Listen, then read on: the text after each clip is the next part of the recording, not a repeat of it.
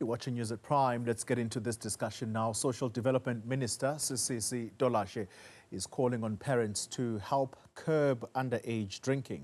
The comments were made during a World No Alcohol Day event in Umgungundlovu. This is in KwaZulu-Natal. The event aims to create awareness about the dangers of alcohol abuse. Dolashe says prevention ultimately lies with communities. And the basic unity is family.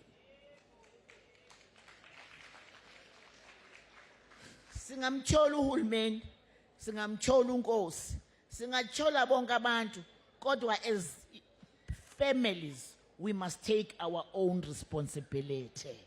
Ma esana 9, ena 13, ena 15 usengo wakho. Akakhona ukuba ngowaka government ngoba kaloku wena usaphila in whatever form. Nokuba uyiparent enjani, kodwa you are a parent. Therefore, we must take our responsibilities as families. Government alone and the other stakeholders will never win this battle without ourselves. Let's stop complaining. Uthi uhulumende singabashayi. Iyeke leyo kukwakho laphayana. Mawubona ukuthi khona okungaqondi, yenza into ofuna ukuyenza. Well, let's continue the discussion now, particularly around underage drinking. And joining me for this conversation is Tshwane Liquor Traders President, Oupa Mthombeni. And we've got DG Trust Marais, or DG Marais Trust. And the campaigns manager there is Zimasa Mpemnyama. And we also have Bonga Mngoma. He is from the KZN Economic Regulatory Authority. To all of you, thank you very much for making time for this important conversation. Can I start with you, Ms. Mpemnyama? When the minister says the basic family unit is the home front, and so when a child starts experimenting with alcohol, it's not the government that is going to, or that should be expected to intervene. It is the family, the parents. Is she correct? Is she spot on? Good afternoon, Dolin. Good evening to the viewers as well. I think the minister is somewhat correct in their statement in that families are responsible for their children and they're responsible for activities at home. But also the statement is somewhat misleading in the sense that families exist within society and families exist within communities and families exist within a global context. And these families exist within South Africa's context and South Africa's history of drinking. And so, yes, I might say that that is somewhat true, but also at the same time, we must think around the context in which these families exist and also think of the centrality of government in regulating alcohol policy, and that government cannot then not take responsibility for that because government is central, all three tiers of government are central to alcohol policy regulation, including municipalities, including provincial government, and including national government. Yeah. DSD as well is included in that policy regulation for alcohol, including the Department of Trade and Industry as well, in how it regulates the advertising of alcohol, regulates the selling and trading hours, and regulates alcohol availability. So government has a central role to play in how alcohol is distributed and used generally across the country. So the statement is somewhat misleading. Okay, so for you, context matters. Before I move on to other guests, within that framing of context matters, for your organization, why do you think South Africa has an underage drinking problem? Definitely context matters, Tole, and South Africa has a drinking problem, not just an underage drinking problem. South Africa has a drinking problem. South Africa has a binge drinking problem. So according to the World Health Organization, if one consumes more than 5 units of alcohol or standard drinks of alcohol in one sitting, then that is considered binge drinking.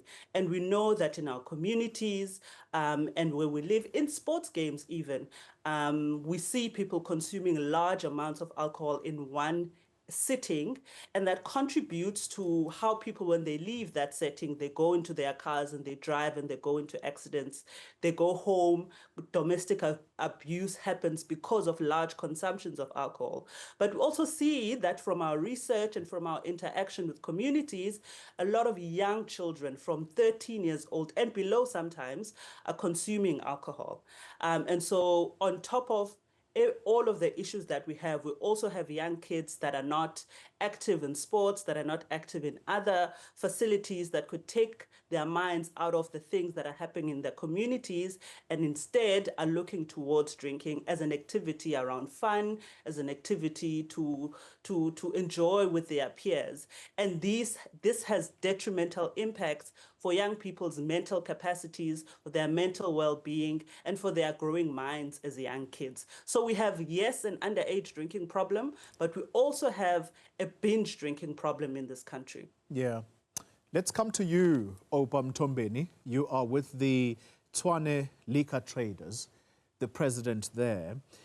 Talk to us about what your role and responsibility is. Number one, starting with the general problem of binge drinking. When you can tell that a customer has now had enough, do the people behind the counter, are they brave enough to say, you've had enough now, perhaps it's time to go home? Yeah, good evening, sir. Let me just start by correcting the organization name is Tshwane Liquor Traders Association.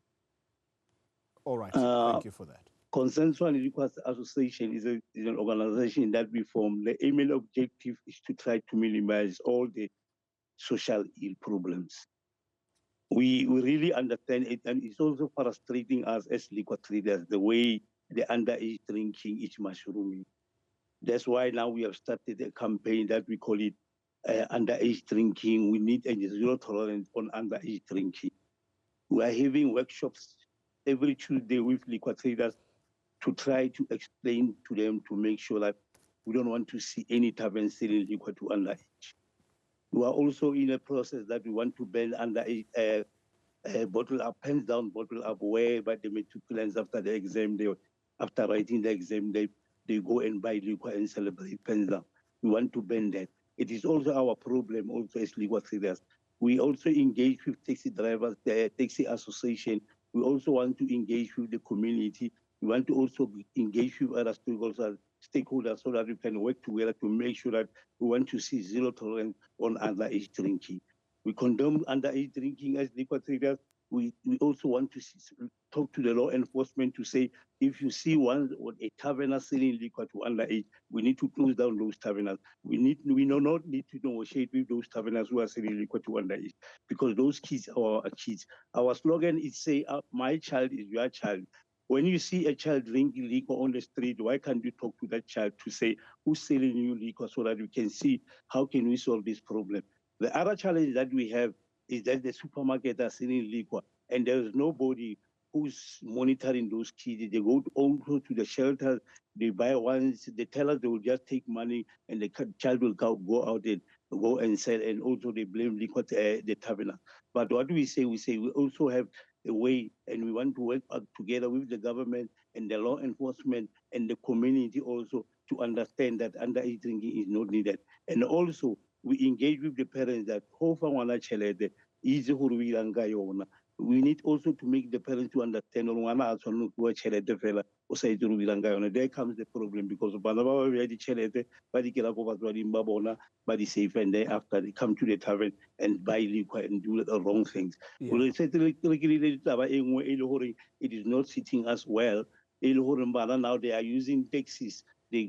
they hire a taxi and go inside the taxi, buy alcohol, and move around with taxis. But we also discuss with the leaders of the association that we want to have a meeting, so that we need to make sure that the taxis also understand that it's unlawful to make kids to come inside the taxi and buy liquor and move around playing music with them. We want to fight this underage drinking at all costs. It is also a problem to us as parents. We sell liquor, but we condone those who are selling liquor to underage drinking. All right. Mr. Mngoma, let's come to you. You are with the KZN Economic Regulatory Authority. Is it difficult to police liquor traders? You have heard Mr. Mthombeni saying that they want to take a zero-tolerance approach, particularly on those that sell liquor to children who are underage. Is it problematic to police these kinds of outlets? Thank you very much, and good evening to the viewers. It's actually one of the easiest things to do. As KZN Economic Regulatory Authority, we are charged with licensing liquor outlets and liquor traders, and therefore by them being licensed, it puts them in a space where we are able to actually make sure that there is responsibility around liquor trading. Yeah. So they do become a key partner in how then we combat the social ills in terms of their practices. So they do become a key stakeholder. And it is encouraging when you hear of liquor trading associations taking a strong stance against the social ills that are caused by the liquor trade, and we do welcome such. And therefore, just to put it very strongly, is that it is a very good partner to have in liquor traders when they take such a stance, and it is quite an engaging conversation with them to say, join us so that this liquor trade is not causing unnecessary social ills in the community. Before we move on, the fact that you actually are one of those that are responsible for licensing these outlets, can I ask you just a general question as to why do we have so many of these liquor outlets operating, particularly in township areas? That is part of the encouragement that you have a liquor outlet almost in every corner, and that perhaps is where the problem starts. Am I wrong? I think partially what you're saying, it has credence. Part of us saying that our charge is to license liquor outlets. One of the things that we charge with is in the licensing regime, we then need to make sure that one, there isn't overcrowding of the actual outlets that are there. And we responsibly then take studies around the saturation of liquor traders in areas and that are around. And two, those liquor outlets are not in close proximity with areas that may cause negative harm to the public. And there is an allowance for such institutions such as schools, churches, to actually make objections to a person who's applying to be a liquor trader in a particular area. And that goes through a process of a public hearing so that everybody's interests are heard, and the board then takes a responsible decision at the end.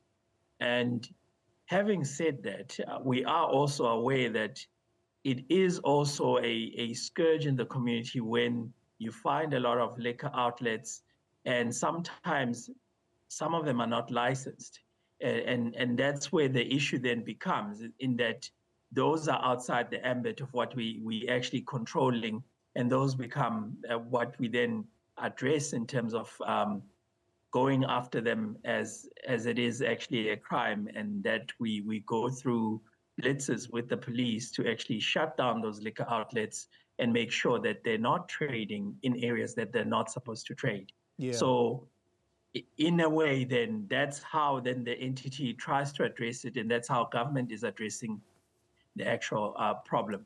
But more than that, it's also the entity exists such that the public has got an outlet to actually make such outcries, to make such complaints, and the entity will then come after and address such concerns of the public if a liquor trader is trading irresponsibly or outside the rules that they've been set about for them to trade. All right. Ms. Mpemnyama, I want to come to you, but we need to take a break. So I'd like for you to think about this as we go on a break. What lessons should be drawn from the Enyobeni tavern?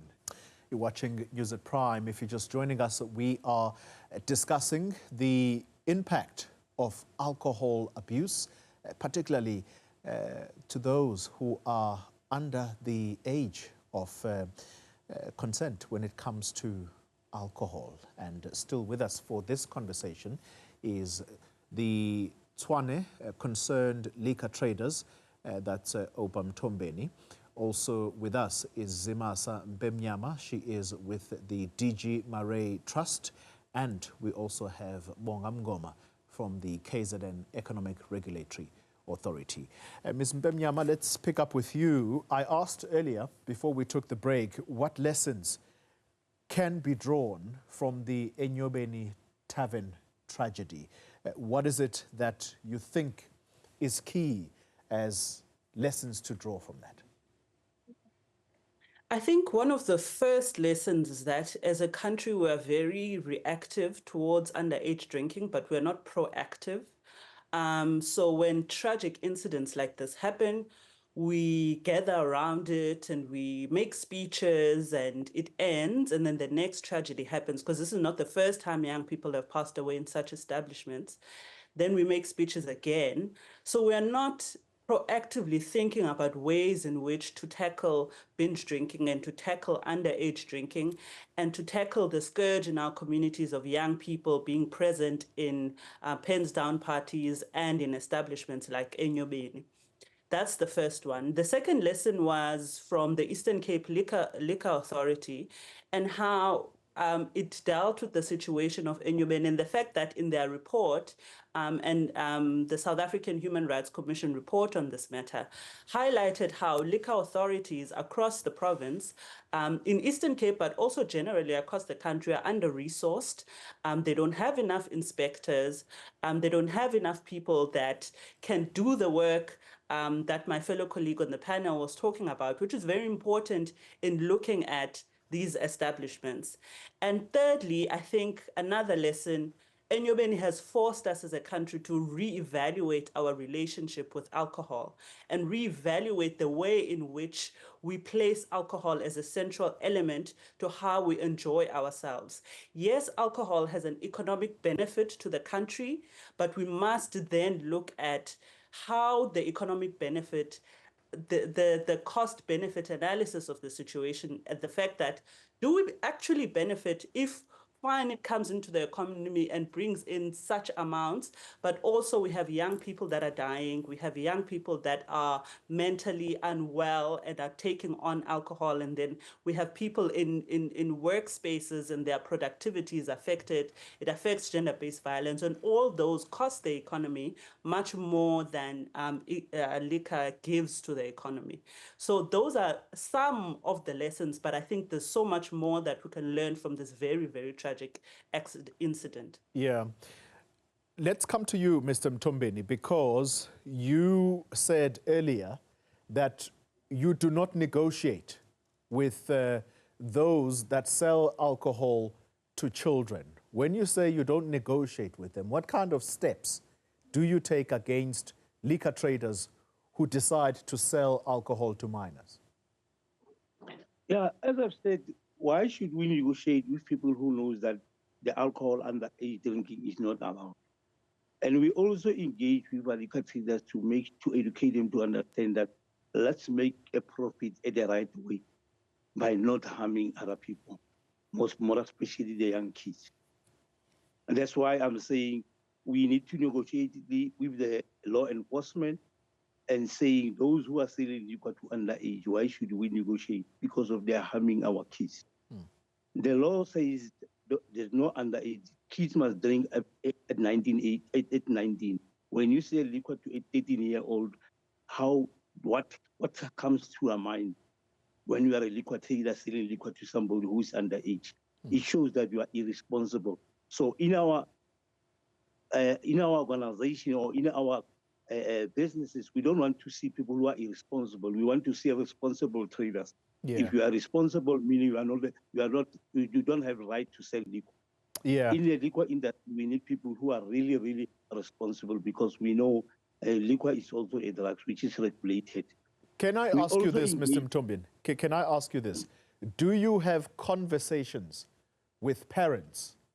Because as an association, I heard you that you speak to very many stakeholders, including taxi organizations that take these children and move around with them while they are consuming alcohol inside a taxi. Do you have conversations with parents to say, your responsibility is to take care of your child? You must know where your child is.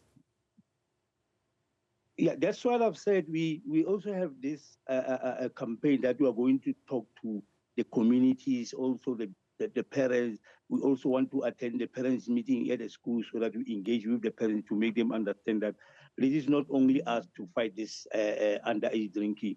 With your help as parents, also we can win this battle, because of kids are getting money from the parents. And when you are a parent, after 6 o'clock, after 7 o'clock, the young child is not at your home. What are you saying? What are you doing? What action are you taking to the kids? What message are you sending to our kids about this?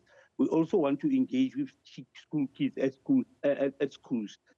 On the 9th of October, I'm going to Hammanskraal, where we are going to deliver schools to needy kids as other a lower primary school in Hammanskraal. Will be also engaging with those kids to make them understand that liquor is not good for them, and they must not allow their parents to send them to tavern to go and buy liquor. We also want to engage. So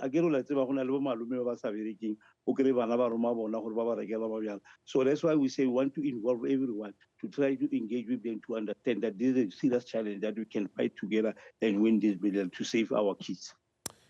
Mr. Mngoma, Ms. Mpemnyama makes a good point that there aren't enough inspectors to sort of police these outlets. Does it make sense, therefore, for people like yourselves, the regulatory authorities, to issue as many licenses as you think it is possible when you don't have enough manpower to police how alcohol is sold? No, I hear the assertion around the whole point about the lack of resources to actually police.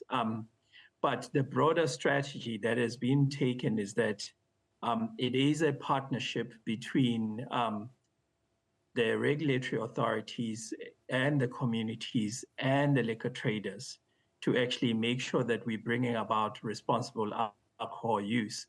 So it is an onus of us as a society to actually work together to make this thing work, because it is very easy to be extreme and say, perhaps we shouldn't be licensing liquor traders. But we must also remember that the scourge of drinking is not something that is done because it's licensed drinking that's happening. It's happening whether it's licensed or unlicensed.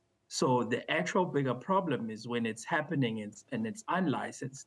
So the licensing part is a means to try and bring it into a controlled regime, into a controlled space that can be actually policed in that way. And yes, it is true that as government entities, we are stretched for resources, but we do come up with ways that we actually combating the actual policing of the actual trade of alcohol. We do come up with other initiatives that are designed to combat the negative ills of alcohol usage in communities, and to bring awareness to the communities to the types of activities that the regulatory authority is able to do, and for the communities to actually know that they are a key partner to actually assist, because that starts alleviating the problem to say, are people able to police what is actually happening at the forefront? Because it is the policing which is at the back end of it, but at the front end is the awareness and it is the knowledge. We've just recently been taking an awareness campaign around fetal alcohol syndrome to just address that from pregnant mothers. That is the front end of what we're trying to do in that space.